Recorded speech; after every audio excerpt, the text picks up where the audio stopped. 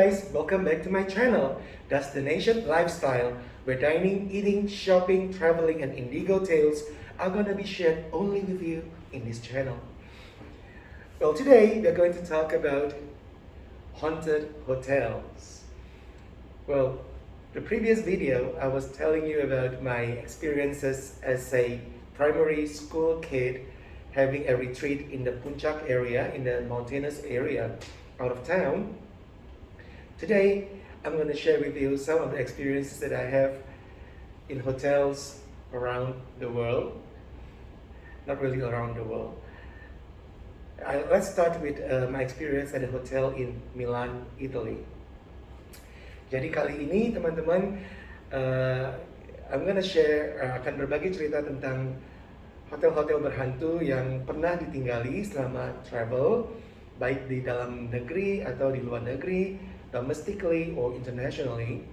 And kita mulai dengan pengalaman di hotel di Milan.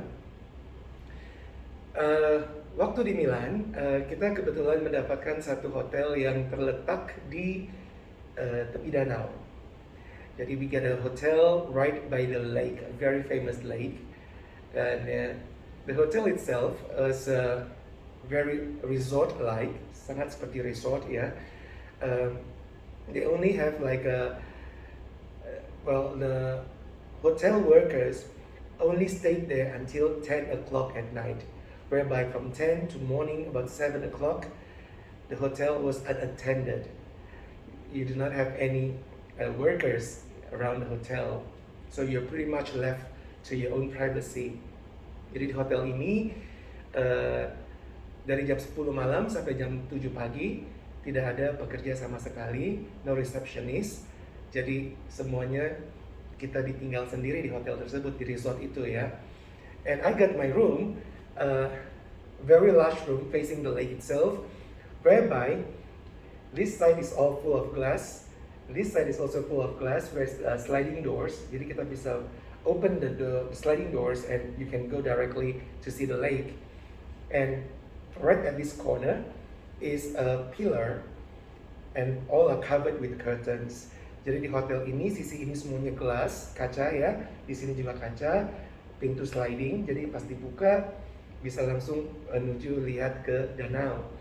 Now, pintu masuk dari sini, the entrance was from this side and directly you have the bed and the TV up front.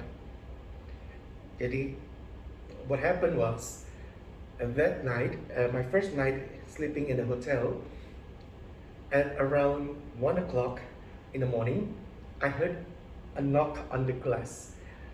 I don't know which part, this side or this side, but there's a knock on the glass. I thought it was somebody making pranks. Tadinya pikir mungkin ada orang iseng ya, ketok-ketok ya. Tapi kan bule nggak mungkin iseng ya. Jam 1 pagi gitu mungkin ketok-ketok. I don't think it's the habit, of other occupants of the hotel. So the knock lasted for I think about a minute or two, and it was not.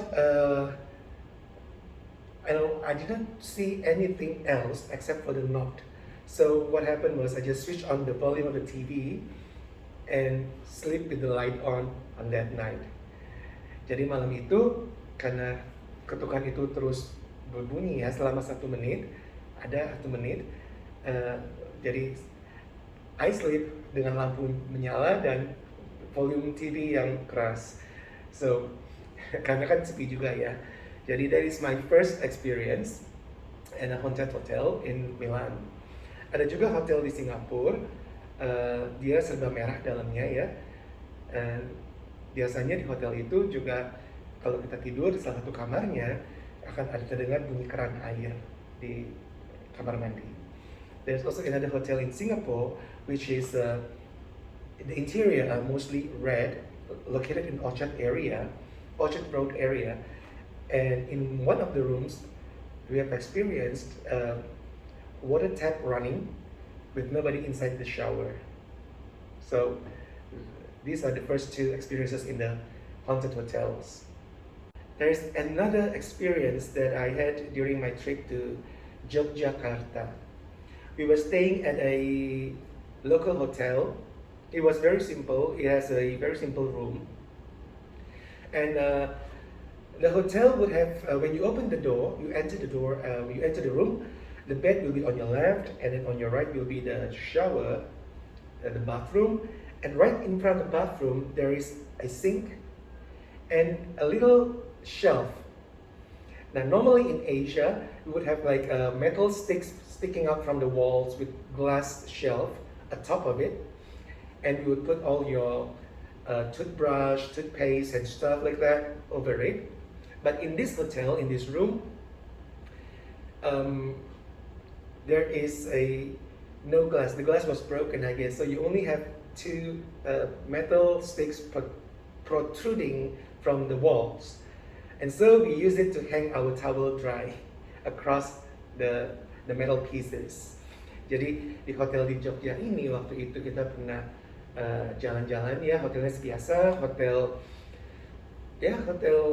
lokal ya.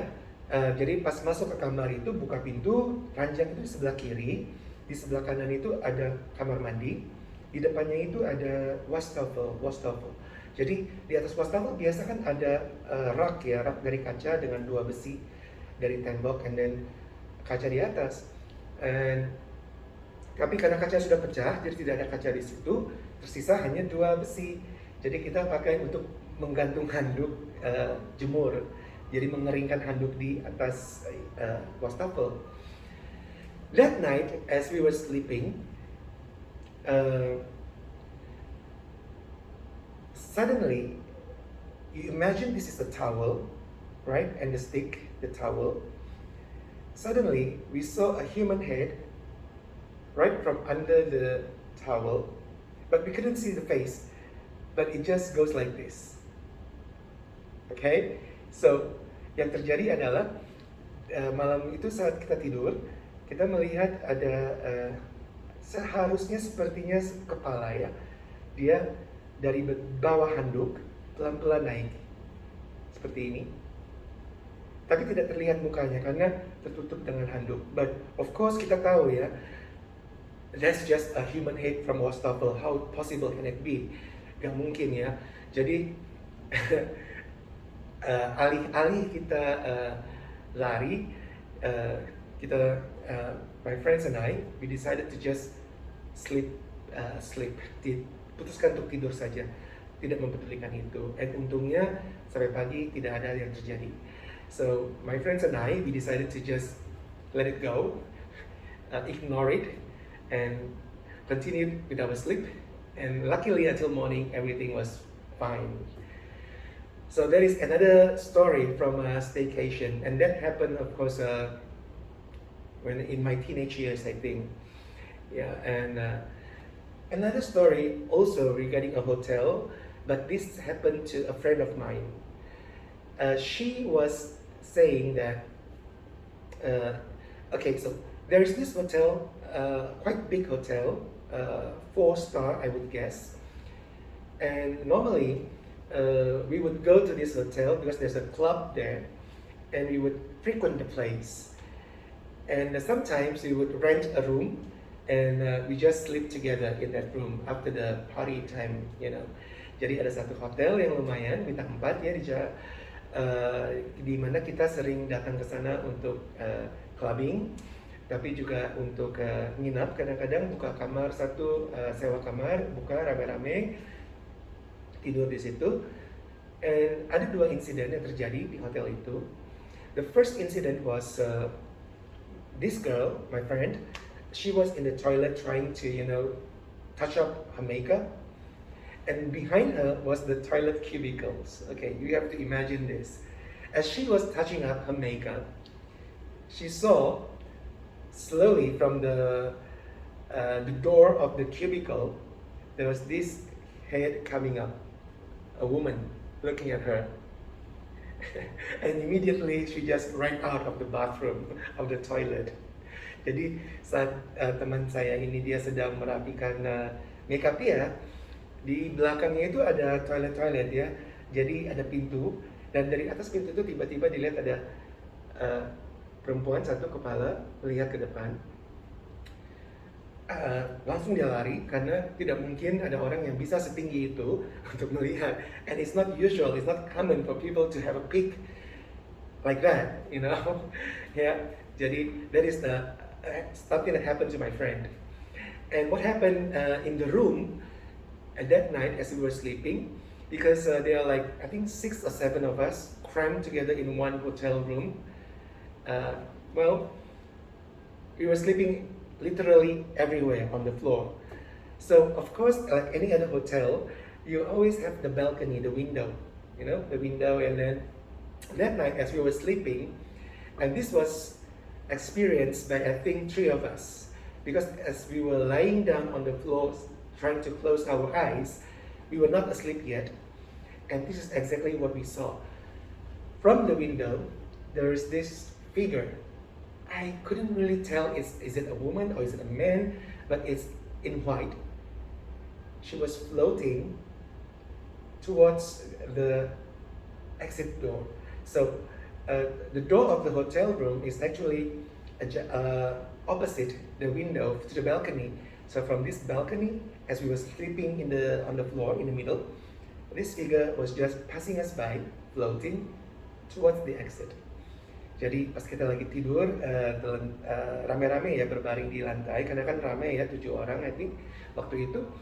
Jadi dari pintu hotel, dari jendela balkoni itu kita melihat satu sosok, dia melayang sebenarnya, tapi nggak jelas is it a man or a woman, but it is in white, definitely in white, and she was just floating towards the exit door. So that is one experience that we had during our staycation. Well, so much for this episode.